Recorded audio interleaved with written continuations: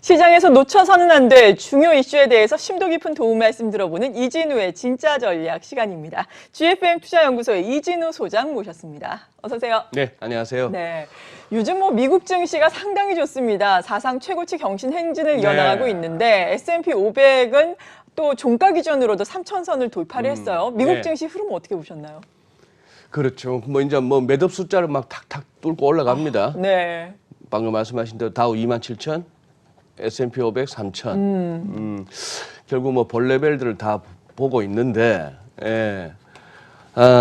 지금 이거는 이제 investing.com에서의 분석이자 전망이기도 한데, 네.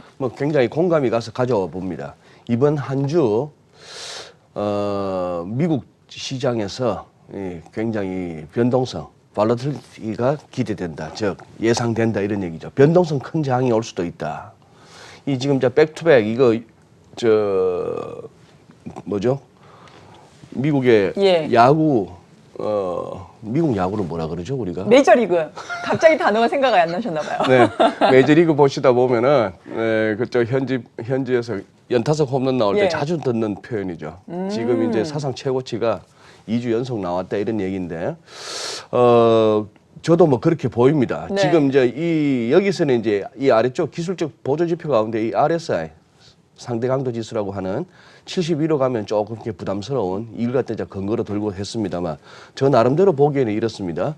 S&P 500 지수 패턴상으로 말씀드렸던 거는 지난주 목요일 날 말씀드렸던 그 얘기였고, 이번에는 피보나치로 한번 따져볼 것 같으면은 여기서 금융위기 당시 낙폭의 1.618배, 파동 이론에서는 618, 382, 38.2%, 61.8% 이런 얘기 많이 나오는 것처럼 1.618배, 2.618배 이것도 또 의외로 기술적으로 꽤 중요합니다. 이때 이거 1레벨 1.618배 올라오는데 버거워하다가 트럼프 대통령 당선되는 걸 계기로 해서 올라섰던 거.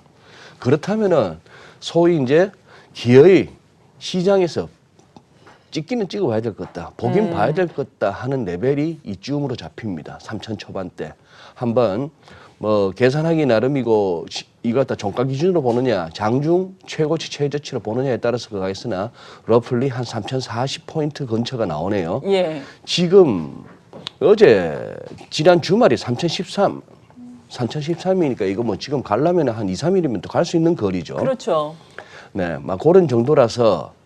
그리고 또 지금 이 5개월 이평선 그리고 20개월 이평선 이동평균선 5, 20, 60, 120 기준으로 이렇게 잘 하고 월가에서는 200일선 이런 식으로 합니다만, 지금 여기서 이제 보고자 하는 거는 그겁니다. 현재 이 주가 레벨이 이동평균선 초단기 5개월 이평선, 20개월 이평선하고 좀 이격도가 보이죠. 좀 많이 떨어져 있지 않습니까? 네. 과거에도 보면은 좀 벌어지는, 장이 좋아서 위로 치고 갈 때는 이동평균선 위로 갑니다만 이것들이 한 번씩 가까워지는, 수렴하는 이런 상황을 보이다가 가야 되니까, 이거 가더라도 한번 좀 이렇게 이 평균가에는 가까워지면서 한번 또 조정 한번 받고 가야 되는 거 아니냐. 또 매도 다이버전스 이런 생각을 하게 되는 겁니다. 다우지수 같은 경우에는 2.618배 그것도 훌쩍 넘어버렸어요. 네. 미국에서 제일 싱싱하고 잘 가는 종목 30개다 보니까 그럴지도 모르죠. 어쨌거나 저는 다우지수가 빠지는 경우는 좀처럼 빠져서는 안 되는 지수라고 저는 생각합니다. 30개 종목, 제일 기업 실적 측면에서는 뭐로 보나 제일 좋은 것들만 구성하고 있는 지수 아닌가요? 조금 좀 못 간다, 무겁다 싶으면 또 위원회 수시로 열어가지고 또 종목 교체하기도 하고. 맞아요. 자, 여기는 살짝 열긴 열었습니다.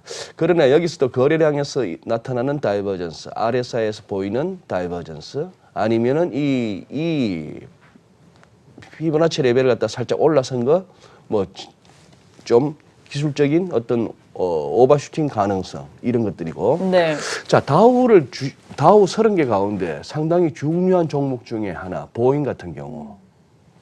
지금 여기서 지난 3월 달에 이렇게 짱대 음봉이 나왔던 거 기억나시죠? 에티오피아에서 그때 비행기 떨어졌던 거, 737. 네. 사실 이 737 맥스가 보잉의 요즘 주력 기종인데 이거 안 팔리면 뭘 팔지 싶을 정도인데 자, 그때 이후로 지금 한번 보시죠. 올라오기도 많이 올라왔는데 보잉이 그때 생겼던 2월 달에 짱대 양봉 그리고 그 짱대 양봉 왔다가 훨씬 능가하는 3월에 짱대 연봉. 요게 또 이제 책에 나오는 패턴입니다. 이른바 하락 장악형이라고 해서 이렇게 되면 이제 보통 이제 추세 반전이다 뭐 이렇게도 보는데 자 이런 종목을 끼고 있는 다우. 그다음에 나스닥 같은 경우에는 일간 차트를 한번 가져와 봤는데요. 작년 10월 달에 그때 뭐 제롬 파월 의장 입에서 중립금리까지 가려면 아직 한참 멀었어요. 이렇게 얘기하다가 막 추락했던 그리고 12월에 금리 인상했던 그러면서 크리스마스 직전까지도 추락했던 미국 증시. 그 이후에 돌아섰는데 1월 3일 날 파월 의장이 우리 인내심 발휘할게요. 갑자기 이제 스탠스 바뀌기 전까지 끌어올렸던 거는 지금은 거의 공공연한 비밀입니다. 이른바 주가 폭락 방지팀, 플런지 프로텍션 팀이라고. 예. 그때 무르신 장관이 뭐 소집 한 해 만에 하더니만 가동한 것 같고. 그다음 1월 이후에 갔는데 자 여기는 이제 피보나치 타임존을 한번 펼쳐봅니다. 뭐 별짓 다 한다고 지난번에 말씀드렸죠. 시장에서 남의 예. 돈 빨아먹기 위해서 별짓 다 하는 거 와중에 이 사람들끼리 모여서 하는 이 시장에서는 뭔가 이 묘한 이 피보나치 수열로 이어지는 11, 2, 3, 5, 8, 13 이런 식으로 연결되는 이 간격. 예. 그렇다 보면 지금 이게 7월 20일쯤인데요. 즉 다음 주 한번 다음 주 한 화수 정도가 굉장히 좀 뭔가 기술적으로는 주목된다는 얘기입니다. 그때 가면은 이제 드라기 20이 바로 직전이기도 하고 그렇죠. 그런데요. 그리고 이제 막 실적들이 막 발표될 거 아니에요. 네. 이번 주. 이제 그런 상황입니다. 네. 자, 그렇고 러셀 2000 같은 경우는 이른바 그거죠. 중소형주라고 우리가 알고 있지 않습니까? 그렇죠. 자, 얘들은 보니까 월간 차트가 이렇게 보니 그거 하죠. 작년 10월 이후 크리스마스 이후 올라오는 모습이 다우나 S&P하고는 분명 다르죠. 그러네요. 좀 부진하다 예. 하는 상대적으로 부진한 그런 모습. 뭐 그래서 지금은 이번 주부터 이제 FMC 전까지는 인베스트닷컴 처음 소개했던 그 뷰를 저도 뭐 이렇게 공감합니다. 좀 변동성이 커질 수 있다. 예, 그렇게 보이네요. 네, 문제는 지금 짚어주신 것처럼 그동안 너무 또 가파르게 상승 추세를 이어왔고 사상 네. 최고치를 경신을 하다 보니까 이 변동성이 하방 변동성으로 나타날 가능성이 좀 높아 보인다 이런 점이겠는데 지금 또 말씀하신 것처럼 기업 실적 발표들 이제 또 왕성하게 지금 하고 있는 상황, 이 기업 실적이 사실 1분기에 이어서 2분기에도 좋지는 않을 것으로 보여지고 있잖아요. 네, 네. 미국의 기준금리 인하라는 호재가 있긴 하지만 이 부분은 또 주가에 많이 반영됐는데 네. 이 기업 실적 발표는 어떻게 반영이 될까요? 네, 경미 앵커님 말씀하신 그대로입니다. 월가의 애널리스트들, 뭐 이코노미스트들 분석이나 전망은 어쨌거나 2분기 연속, 1분기도 안 좋았거든요. 네. 전년비 대비 1분기 미국 기업들의 실적이 전년 대비 줄었다. 그런데 이번 2분기는 그 감소폭이 조금 더 커지지 않을까라고 월가 이제 예상을 하고 있는 겁니다. 예.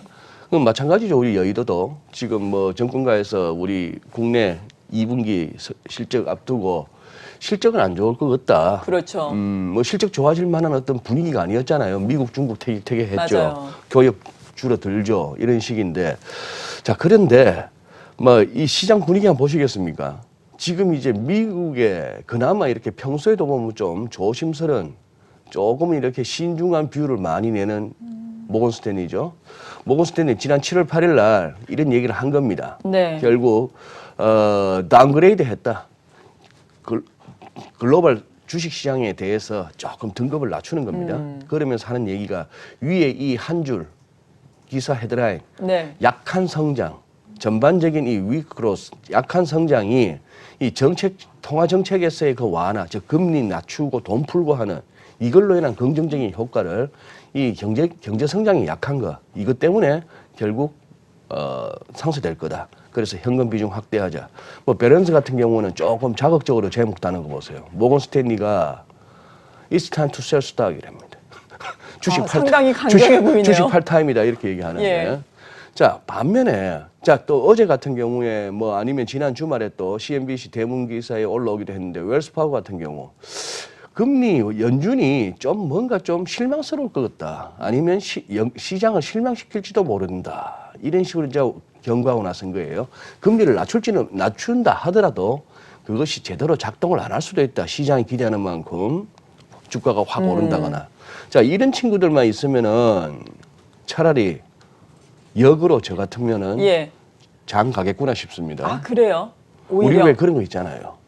갑니다. 장밋빛처럼 막 온통 도배될 때 꼭지였던 경우가 많고. 맞아요. 다들 뭔가 이거 곧 빠질 것 같은데 곧 뭔가 급락이 올 것 같은데 이런 얘기가 오히려 더 많고 투자자들 가운데도 그런 얘기를 갖다가 서로 뭐 문자로 주고받고 어디 댓글란에 올리고 할 때 보면 오히려 장은 오를 잘 때가 안 있죠. 빠지잖아요. 예. 심지어 나 그런 걸 또 보고 참 재밌었습니다. 이렇게 우리 그 주식 관련한 사이트에 네. 뭐 시황도 아니고 뭐도 아니고 어쨌거나 언론 중에 우리 이제 죽었다 블랙 먼데이다 주말에 그렇게 하면서 이제 이렇게 그 달아요. 내가 이렇게 해야 덜 빠지니까 예.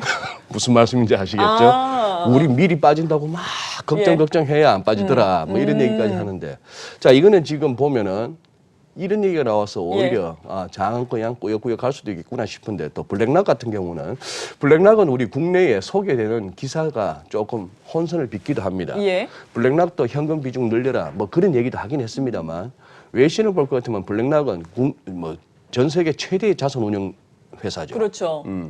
표현 재밌죠. 보세요. CNBC 기사 같은 경우에 세컨드 헤븐이가 저기 하반기에 대한 경제 전망은 더 악화됐어요. 네. 블랙락도. 그런데 뭐죠? But 그래도 주식은 어떻게든 잘 갈 거야. anyway. 이런 표현입니다. 네. 이런 표현이고 또 이제 마켓워치 같은 경우에는 그래도 여전히 투자자들이 증시에 이 신뢰를 가져야 하는 이유 하면서 뭐 나름대로 relative value해서 이런 식으로 자기들이 인플레이션율하고 그 당시 이제 금리하고 이런 거 가지고 적당히 지표를 만들어 댔는데 닷컴 버블 무너질 때나 금융이 무너질 때 대비 이 정도면은 아직 주식 상대적으로 아직 그렇게 비싼 거 아니다. 뭐 이런 얘기를 하는 겁니다.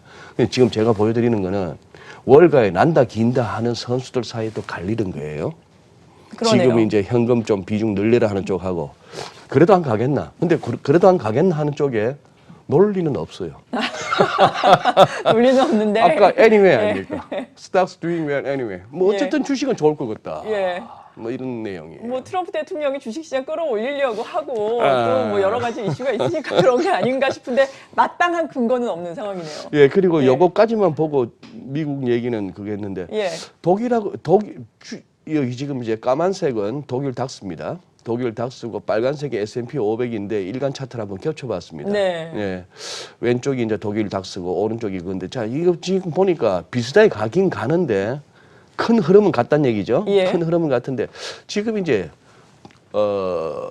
유럽 쪽에서 독일이 먼저 약간 살짝 꺾이는 모습이 나타나는 거. 이것도 한번 염두에 두시죠. 네. 예. 그리고 최근 이 글로벌 증시, 특히나 미국 증시도 역시 흔들었던 것이 미중 간의 무역 분쟁 네, 과정인데 네. 이러한 부분이 G20 정상회담을 통해서 어느 정도 협상 재개라는 호재를 맞았는데 최근의 흐름을 보자면은 중국의 또 아픈 부분이 대만 이슈잖아요. 그러니까요. 이 대만 이슈와 관련해서 티격태격하는 모습이 예. 보이더라고요. 네. 중국이 또 대만의 무기를 판매한 미국 기업 제재하겠다 이런 얘기했다면서요. 그러니까요.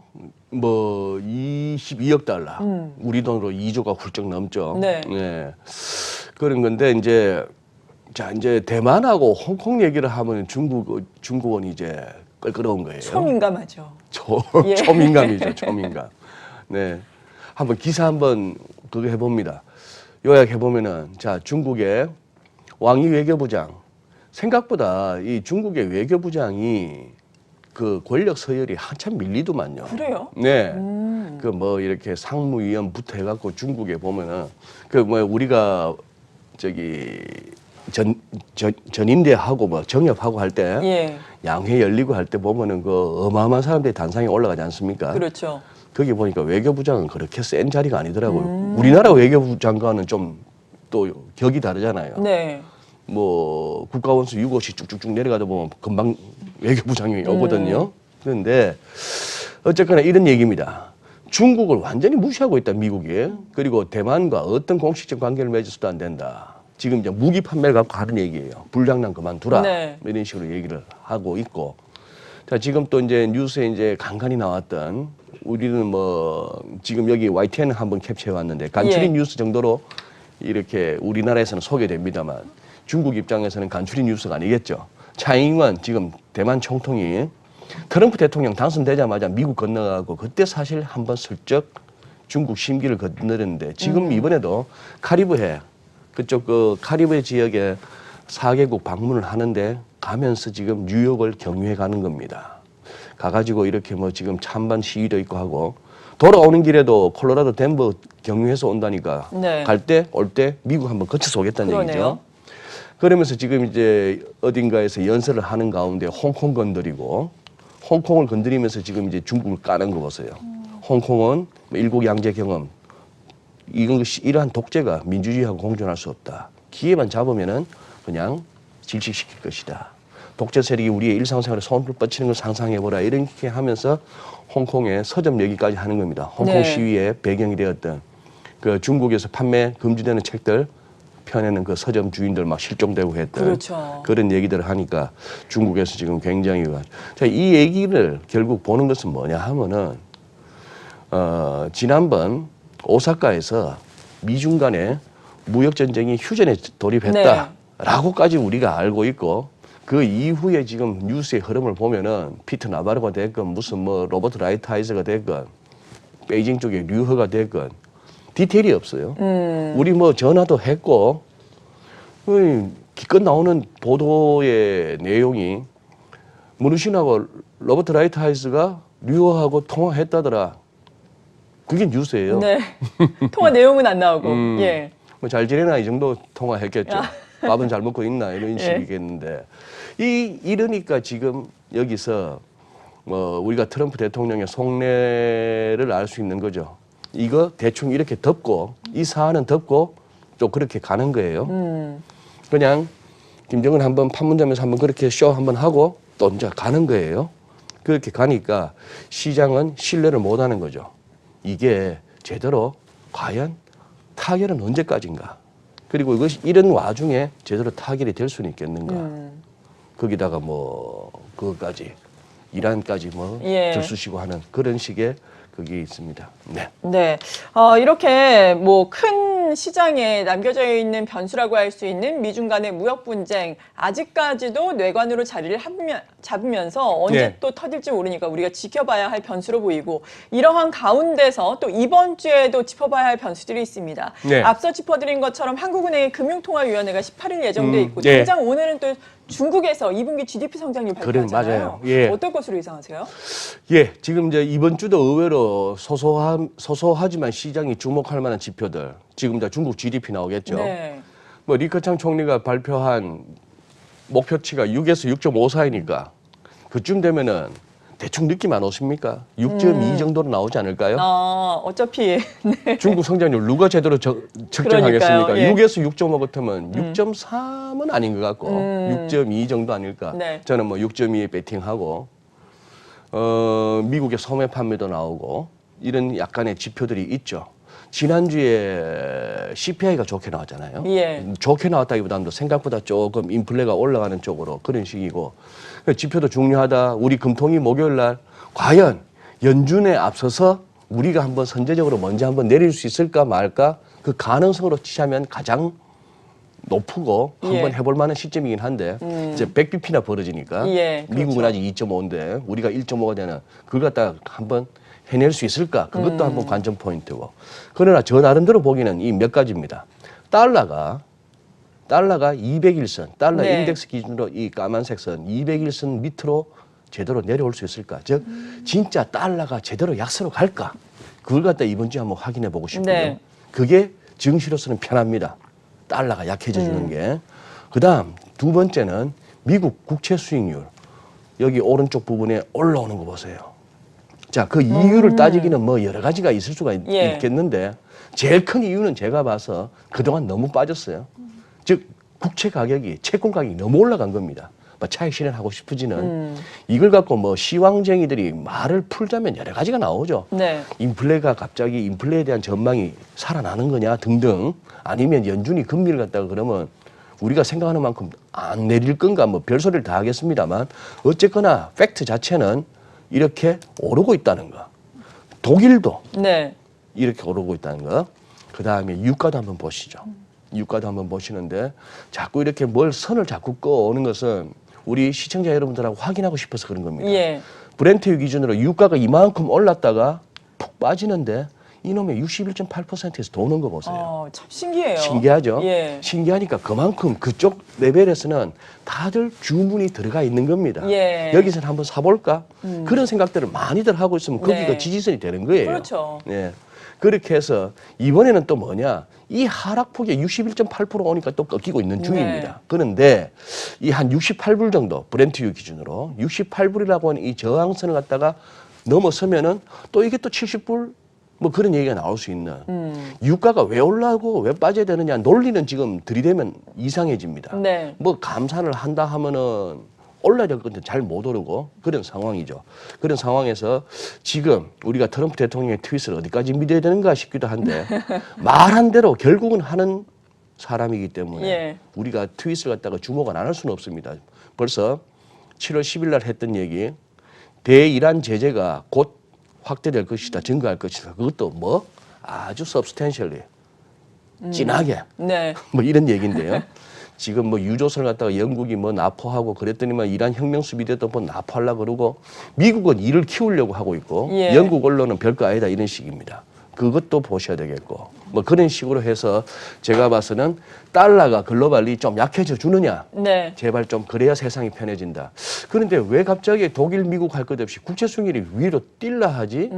하는 부분하고 유가 뭐 이렇게 한번 좀 살펴보시죠. 네. 그리고 우리 시장에 대한 전망으로 이 시간 또 마무리를 네. 지어야 할 네. 텐데 일단 지난주 후반에는 우리 주식 시장은 좀 올라오는 반등의 기미를 좀 보였었습니다. 네. 다만 외환 시장 같은 경우에는 하루는 또 급격하게 내렸다가 네. 또 하루는 또 급격하게 오르면서 금요일장은 마감을 했잖아요. 네. 이러한 변동성을 어떻게 봐야 될까요?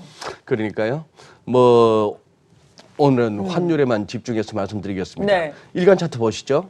어쨌거나 지난 4월 25일에 만들었던 GDP 발표 1분기 GDP 발표 나왔을 때 깜짝 놀라서 올랐더니 갭은 딱 채우고 돌았고 요런 정도입니다.